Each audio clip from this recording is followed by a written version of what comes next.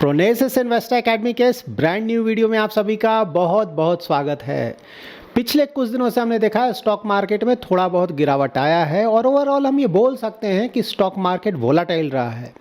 और अगर आप ओवरऑल ग्लोबली देखें तो कई जगह इश्यूज चल रहे हैं। यूएस में कुछ प्रॉब्लम चल रहा है, रिसेशन आएगा नहीं आएगा, इंटरेस्ट रेट कट कब होगा। जापान में इश्यूज चल रहे हैं, वहाँ पे इंटरेस्ट रेट बढ़ाया जा रहा है। तो इंटरेस्ट रेट अगर और भी ज़्यादा बढ़ाया जाएगा तो उसके कारण जो कैरी ट्रेड है वो और भी कम होगा, वर्ल्ड वाइड अनवाइंडिंग होगा, वो एक प्रॉब्लम आ रहा है। उसके बाद इजराइल और ईरान का प्रॉब्लम चल रहा है। और अगर इंडिया में देखें तो इंडियन इकोनॉमी तो अच्छा कर रहा है, नो डाउट, लेकिन स्टॉक मार्केट्स का वैल्यूएशन ज़्यादा है। तो इन सभी इश्यूज़ को देखकर ऐसा लगता है कि आने वाले कुछ और समय तक हम एक्सपेक्ट कर सकते हैं कि स्टॉक मार्केट्स वोलाटाइल रहेगा और स्टॉक मार्केट्स में और भी गिरावट आ सकता है। तो जब भी मार्केट्स में गिरावट आता है तो कोई अगर ऐसा इन्वेस्टर है जो कि लॉन्ग टर्म के लिए अपना इन्वेस्टमेंट करना चाहता है ना, 10 ईयर्स 20 ईयर्स, और साथ ही ज़्यादा रिस्क ले सकता है, तो उस तरह के इन्वेस्टर्स को लमसम इन्वेस्टमेंट करना चाहिए। लमसम इन्वेस्टमेंट से रिलेटेड आप लोग के बहुत सारे क्वेरीज आते हैं, बेस्ट फंड्स बताइए लमसम के लिए। तो पहले भी मैंने कई बार बताया है कि ऑलरेडी अगर आपका पोर्टफोलियो बना हुआ है, उसमें जो फंड्स हैं वेल डाइवर्सिफाइड हैं, आपने डिफरेंट कैटेगरीज के फंड्स को इंक्लूड किया है, मार्केट कैप एलोकेशन का ध्यान रखा है, फंड्स अच्छा कर रहे हैं, बेंचमार्क के आसपास रिटर्न जनरेट कर रहे हैं, तो आइडियली हमें उन्हीं फंड्स में टॉपअप करना चाहिए या फिर लमसम करना चाहिए। अलग से लमसम का फंड नहीं आता है। लेकिन हाँ, इस वीडियो में मैं आपको कुछ फंड्स के बारे में बताने जा रहा हूं जो कि डाइवर्सिफाइड कैटेगरी के हैं, like large cap, mid cap, small cap, large and mid cap, flexi cap, multi cap, और साथ ही कुछ इंडेक्स फंड्स के बारे में भी बताऊंगा। तो ये सारे जो फंड्स मैं आपको बताने जा रहा हूं परफॉर्मेंस वाइज अच्छे फंड्स हैं, करंट परफॉर्मेंस अगर आप चेक करेंगे। लेकिन हाँ, फिर से मैं रिपीट कर रहा हूं, अगर एग्जिस्टिंग पोर्टफोलियो है, फंड्स काफ़ी अच्छा कर रहे हैं, वहीं पे अपना लमसम करें। हाँ, अगर कोई मिस आउट कर रहा है, लाइक अगर आप स्मॉल कैप में अपना इन्वेस्टमेंट करना चाहते हैं, फिलहाल एक्सपोजर नहीं है, तो वहाँ पे ऑफ कोर्स आप नए फंड के लिए जा सकते हैं। लार्ज कैप में एक्सपोजर नहीं है, लार्ज कैप में एक्सपोजर बढ़ाना चाहते हैं, आपने लार्ज कैप में इन्वेस्टमेंट ही नहीं किया है, वहाँ पे आप लार्ज कैप फंड के लिए जा सकते हैं। इस वीडियो में मैंने सिर्फ वैसे फंड्स को इंक्लूड किया है जिन्होंने एटलीस्ट 3 ईयर कंप्लीट किया हुआ है, और साथ ही वैसे फंड्स जिनका AUM that is asset under management 500 crore से ज़्यादा है। देखिए, अगर आपने ऑलरेडी ऐसे फंड में इन्वेस्टमेंट किया हुआ है जिसका AUM बहुत छोटा है लेकिन फंड का परफॉर्मेंस अच्छा है, तब तो ऑफ कोर्स हमें कंटिन्यू करना चाहिए, कोई प्रॉब्लम नहीं है। उसी तरह से मान लीजिए आपने किसी NFO में इन्वेस्ट किया है और जिस भी फंड में इन्वेस्ट किया उसका परफॉर्मेंस अच्छा चल रहा है, तब तो कंसर्न नहीं है, तब तो ऑफ कोर्स हमें कंटिन्यू करना चाहिए। बट हाँ, अगर आप किसी न्यू फंड में इन्वेस्टमेंट करना चाहते हैं तो आइडियली अच्छा ये होता है कि कोई अगर ट्राइड एंड टेस्टेड फंड है जो कि सालों से काफ़ी अच्छा परफॉर्मेंस दे रहा है, तो आइडियली हमें उस तरह के फंड को प्रेफरेंस देना चाहिए। सबसे पहले स्टार्ट करते हैं इंडेक्स फंड से। तो यहाँ पे आप निफ्टी 50 के इंडेक्स फंड्स का डिटेल चेक कर सकते हैं। तो इसका बेंचमार्क है निफ्टी 50 टोटल रिटर्न इंडेक्स। तो देखिए, इस वीडियो में जो भी फंड्स के बारे में आपको बताऊंगा करेंट परफॉर्मेंस वाइज, वो सारे अच्छे फंड्स हैं। लेकिन अगर किसी फंड का डिटेल यहाँ पे नहीं है तो इसका मतलब ये बिल्कुल भी नहीं है कि वो फंड खराब है। अगर आपने कोई ऐसे फंड में इन्वेस्टमेंट किया है जिस फंड को मैंने यहाँ पे इंक्लूड नहीं किया है, अगर वो फंड बेंचमार्क के आसपास रिटर्न जनरेट कर रहा है, थोड़ा ज़्यादा या थोड़ा कम या बेंचमार्क के आसपास, लेकिन हाँ मीडियम टू लॉन्ग टर्म में बेंचमार्क को बीट कर पा रहा है, तो सारे अच्छे फंड हैं।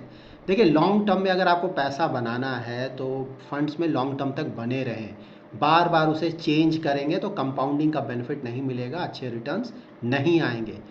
तो यहाँ पे देखिए, कुछ फंड्स को मैंने इंक्लूड किया है, परफॉर्मेंस देखेंगे तो अच्छा है, बेंचमार्क का ही मैंने रिटर्न दिया हुआ है। तो जो भी रिटर्न्स आप देखेंगे वो 1 ईयर, 3 ईयर, 5 ईयर और 10 ईयर के डायरेक्ट प्लान का रिटर्न होगा, और साथ ही बेंचमार्क का रिटर्न है, ताकि आप कंपेयर कर सकें। यहाँ पे सारे फंड्स इंडेक्स फंड हैं और इंडेक्स फंड कभी भी अपने बेंचमार्क को बीट नहीं करते हैं। तो वैसे इंडेक्स फंड्स को अच्छा माना जाएगा जो कि बेंचमार्क के बिल्कुल आसपास का रिटर्न जनरेट करें। निफ्टी 50 के इंडेक्स फंड वैसे कंपनीज में अपना इन्वेस्टमेंट करते हैं जो कि मार्केट कैप वाइज इंडिया की टॉप 50 कंपनीज होती हैं, सबसे बड़ी कंपनीज। तो अगर आप इक्विटी म्यूचुअल फंड में इन्वेस्टमेंट करना चाहते हैं लेकिन रिस्क थोड़ा कम लेना चाहते हैं, देखिए इक्विटी कोई भी इक्विटी हो, रिस्क सभी जगह हमेशा याद रखें, हाँ थोड़ा कम ज़्यादा होता है।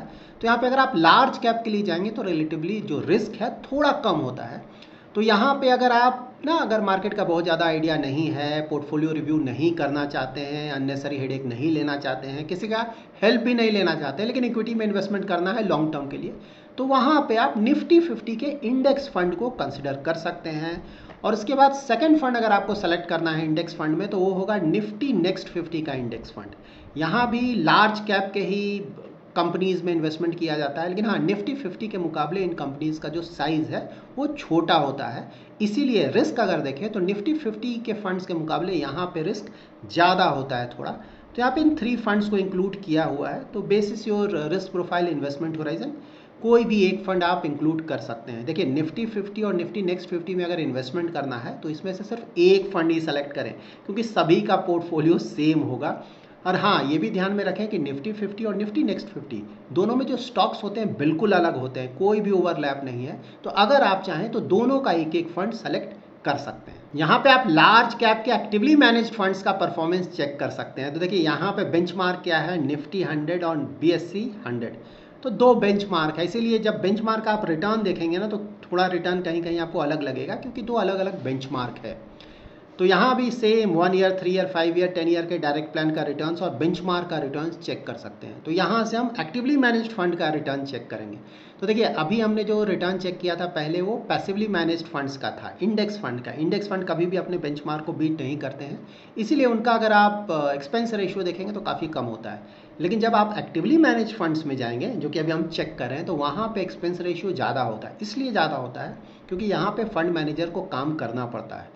यहाँ पे जब भी हम एक्टिवली मैनेज फंड में अपना इन्वेस्टमेंट करने जाते हैं तो हम देखते हैं कि बेंचमार्क के मुकाबले उस फंड का परफॉर्मेंस कैसा है, क्योंकि ज़्यादा एक्सपेंस रेशियो दे रहे हैं तो हमारा एक्सपेक्टेशन ये होना चाहिए कि फंड मैनेजर बेंचमार्क को ज़्यादातर होराइजन्स में बीट करे। इस वीडियो में जिन भी कैटेगरीज के फंड्स के बारे में मैं आपको बताने जा रहा हूँ, सारे कैटेगरीज पे डिटेल वीडियोस हमारे यूट्यूब चैनल पे अवेलेबल है। तो अगर आप डिटेल में जानना चाहते हैं इन फंड्स का परफॉर्मेंस तो आप उन वीडियोस को वॉच कर सकते हैं। यहाँ पे कुछ लार्ज कैप फंड्स का आप डिटेल चेक कर सकते हैं। यहाँ पे मैं फिर से ये क्लियर कर दूं कि अगर किसी फंड को यहाँ पे इंक्लूड नहीं किया है, इसका मतलब ये बिल्कुल भी नहीं है कि वो सारे फंड्स खराब फंड हैं। ओके हाँ, लेकिन यहाँ पे जो फंड्स हैं वो अच्छे फंड्स हैं। अगर आपका फंड भी बेंचमार्क को ज़्यादातर होराइजन्स में बीट कर पा रहा है तो अच्छा फंड है। और यहाँ पे देखिए टॉपअप करने के लिए, लमसम करने के लिए एग्जिस्टिंग पोर्टफोलियो में अगर अच्छे फंड्स हैं वहीं पे जाए। अगर वहाँ पे लार्ज कैप का फंड नहीं है, इन दैट केस आप इसमें से कोई फंड सेलेक्ट कर सकते हैं। यहाँ पे large and mid cap funds का डिटेल चेक कर सकते हैं। आप लोग का हमेशा एक क्वेरी आता था कि मैं large and mid cap fund के डिटेल्स इंक्लूड नहीं करता हूँ, तो यहाँ पे मैंने इंक्लूड किया हुआ है। तो यहाँ पे ना इस तरह के फंड्स लार्ज कैप और मिड कैप दोनों तरह के स्टॉक्स में अपना इन्वेस्टमेंट करते हैं। तो मान लीजिए आप मॉडरेट रिस्क प्रोफाइल के इन्वेस्टर हैं, जो कि रिस्क तो ले सकता है लेकिन बहुत ज़्यादा रिस्क नहीं लेना चाहता है, तो वहाँ पे आप इंडेक्स फंड जो हमने बताया निफ्टी 50, निफ्टी नेक्स्ट 50, उसको आप कंसिडर कर सकते हैं। लार्ज कैप के एक्टिवली मैनेज फंड्स को कंसिडर कर सकते हैं। और इसके बाद आगे मैं एक फ्लेक्सी कैप फंड के बारे में बताऊंगा, उसे भी आप कंसिडर कर सकते हैं। और अगर आपका एग्रेसिव रिस्क प्रोफाइल है, दैट इज आप बहुत ज़्यादा रिस्क ले सकते हैं, तब तो आप कहीं भी इन्वेस्टमेंट कर सकते हैं। तो यहाँ पे देखिए large and mid cap fund के डिटेल्स आप यहाँ पे चेक कर सकते हैं। इन सारे फंड्स का परफॉर्मेंस अच्छा चल रहा है।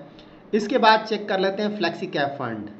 तो यहाँ भी काफ़ी सारे फंड्स हैं जिनका परफॉर्मेंस अच्छा चल रहा है। और इसका बेंचमार्क देखिए निफ्टी 500 और BSE 500। तो फ्लेक्सी कैप के फंड्स ना market cap wise large cap, mid cap, small cap, इन सारे स्टॉक्स में अपना इन्वेस्टमेंट कर सकते हैं।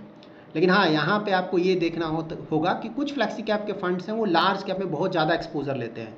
तो अगर आप मॉडरेट रिस्क प्रोफाइल वाले इन्वेस्टर हैं, बहुत ज़्यादा रिस्क नहीं लेना चाहते हैं, मिड कैप स्मॉल कैप में आपको ज़्यादा एक्सपोजर नहीं लेना चाहिए, इन दैट केस वैसे फ्लेक्सी कैप फंड्स के लिए जाए जहाँ की लार्ज कैप का एक्सपोजर बहुत ज़्यादा हो और मिड कैप स्मॉल कैप का एक्सपोजर कम हो। लेकिन हाँ अगर आप एग्रेसिव इन्वेस्टर हैं, वैसे फ्लेक्सी कैप फंड चाहिए जहाँ की आपको मिड कैप स्मॉल कैप का ज़्यादा एक्सपोजर चाहिए हो, तो वहाँ पे वैसे फंड्स भी आपको मिल जाएंगे। तो बेसिस और रिस्क प्रोफाइल और इन्वेस्टमेंट होराइजन आप खुद के लिए एक suitable flexi cap fund select कर सकते हैं। यहाँ पे आप कुछ टॉप मल्टी कैप फंड्स के डिटेल्स चेक कर सकते हैं। तो इन फंड्स ने भी ज़्यादातर होराइजन्स में अपने बेंचमार्क को बीट किया हुआ है। बेंचमार्क देखिए निफ्टी 500 मल्टी कैप 50, 25, 25। तो मल्टी कैप के फंड्स अपने टोटल एसेट का एटलीस्ट 25%, लार्ज कैप में एटलीस्ट 25%, मिड कैप में और एटलीस्ट 25% स्मॉल कैप के में इन्वेस्ट करते हैं। और बाकी का जो 25% है वो large cap, mid cap, small cap कहीं भी इन्वेस्ट कर सकते हैं। तो यहाँ पे मिड कैप और स्मॉल कैप का एक्सपोजर 50% से भी ज़्यादा होता है, तो इन फंड्स को रिस्की माना जाता है। तो अगर आप बहुत ज़्यादा रिस्क ले सकते हैं तभी इस तरह के फंड्स में अपना इन्वेस्टमेंट करें। यहाँ पे है मिड कैप फंड्स, यहाँ पे भी बहुत सारे फंड्स हैं, आप इनका डिटेल चेक कर सकते हैं।